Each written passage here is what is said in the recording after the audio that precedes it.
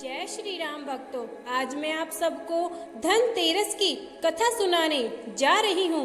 कृपया कर कथा पूरी सुने और बीच में हुंकार भरते रहें, जिससे आपको पूरी कथा का फल अवश्य मिले। कहा जाता है कि एक समय भगवान विष्णु मृत्यु लोक में विचरण करने के लिए आ रहे थे। तब लक्ष्मी जी भी उनके साथ चलने का आग्रह करती है। तब विष्णु जी ने कहा, यदि तुम मेरी बात मानती हो, जैसा मैं कहूँ वैसा करो, तो तुम मेरे साथ चल सकती हो। तब लक्ष्मी जी उनकी बात मान गई और भगवान के साथ भूमंडल पर आ गई। कुछ देर बाद एक जगह पहुंचकर भगवान विष्णु ने लक्ष्मी जी से कहा कि मैं तब तक न आऊं, तब तक तुम यहाँ ठहरो।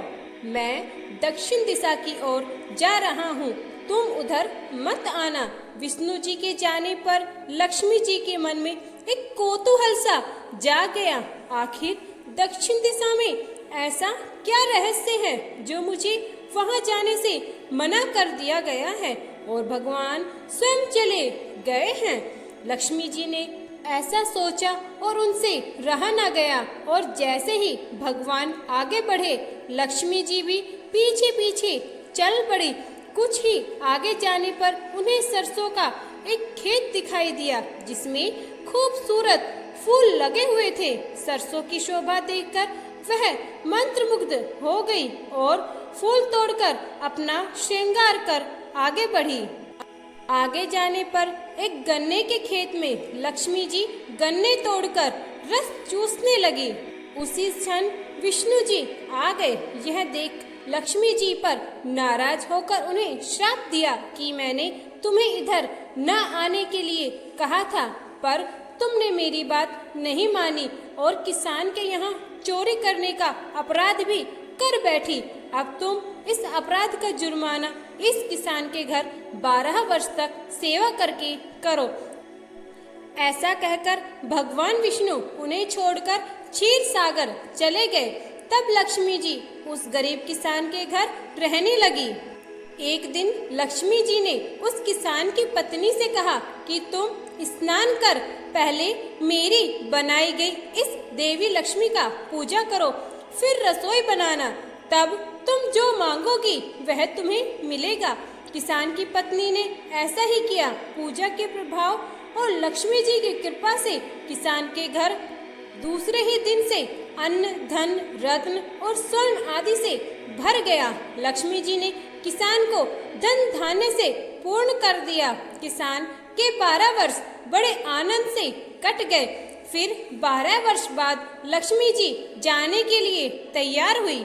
विष्णु जी लक्ष्मी जी को लेने आए तो किसान ने कहा, मैं इन्हें नहीं भेजूंगा। तब भगवान ने कहा, हे किसान, इन्हें कौन जाने देता है? यह तो चंचला है, कहीं नहीं ठहरती। इनको बड़े बड़े नहीं रोक सके।